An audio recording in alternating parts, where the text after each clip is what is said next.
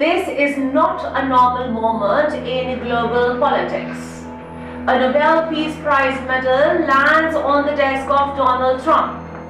A former Iranian crown prince promises a future Iran without nukes, without proxies, without isolation, and a sanctioned nation that was meant to collapse, and it did not. For 40 years, pressure was applied. Isolation was enforced. Narratives were written. But Iran adapted. Venezuela flipped the board. And the Middle East stands at a crossroads. This is not about ideology, this is about power, survival, and what happens when states refuse to break. Let's break it down, segment by segment.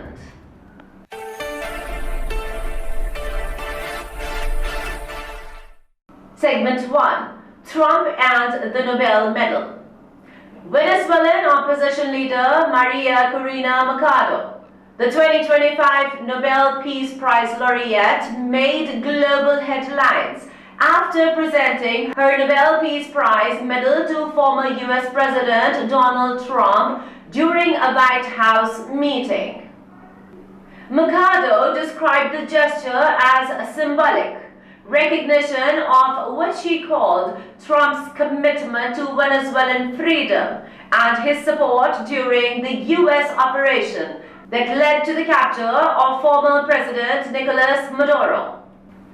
Trump publicly thanked her, calling it a gesture of mutual respect, and the White House confirmed the medal will remain in his possession. Well, at the same time, the Norwegian Nobel Institute clarified a key point. Nobel Peace Prizes cannot be transferred or shared. Machado remains the sole official laureate. The moment was not legal. It was political, a signal, a message, and a reminder that symbolism still matters in global power games. Segment 2.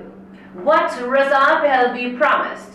In his speech, Reza Pahlavi laid out a clear vision of a post-regime Iran.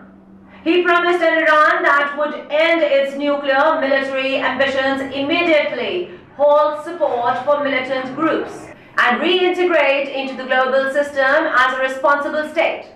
He spoke of restoring diplomatic relations with the United States, recognizing Israel, and expanding the Abraham Accords into what he called the Cyrus Accords, linking Iran, Israel, and the Arab world. Well, the message was direct. A free Iran would choose diplomacy over isolation, cooperation over confrontation, stability over permanent crisis. Well, whether one agrees or disagrees, the speech was designed to reassure global powers and regional neighbors that a different Iranian posture is possible. Segment 3. Iran, sanctions, and the state that did not collapse. This is very interesting. For 4 decades, Iran has lived under one of the most comprehensive sanctions regimes in modern history. Oil exports restricted, banking systems cut off, technology access limited, even medical and scientific pathways narrowed.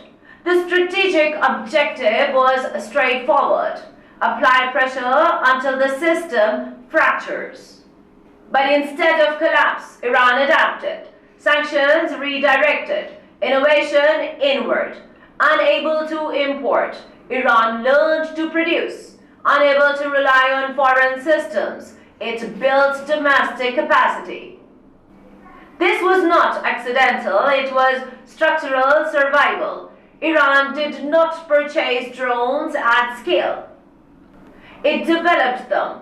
Combat-capable systems, operationally deployed, tested in real conflict environments. Iran did not outsource deterrence. It built missile infrastructure, short-range, medium-range, mobile platforms, reinforced underground facilities. Human capital followed the same path.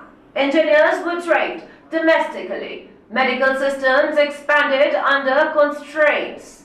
Universities became centers of self-reliance rather than dependence.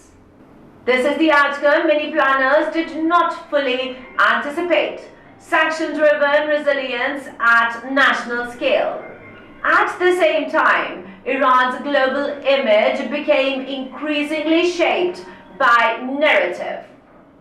International audiences rarely see Iranian laboratories, female surgeons, engineers, scientists, or lawmakers, despite their presence. Instead, simplified imagery dominates because modern conflict is fought first in perception, and perception actually matters. Any major escalation involving Iran would not remain contained. Regional actors understand this reality. Missile trajectories don't pause for diplomacy. Energy markets don't wait for ideological alignment. Conflict once triggered moves faster than policy papers. This creates a strategic dilemma. Iran is not weak enough to be ignored, not fragile enough to collapse easily, yet not fully integrated into global systems either.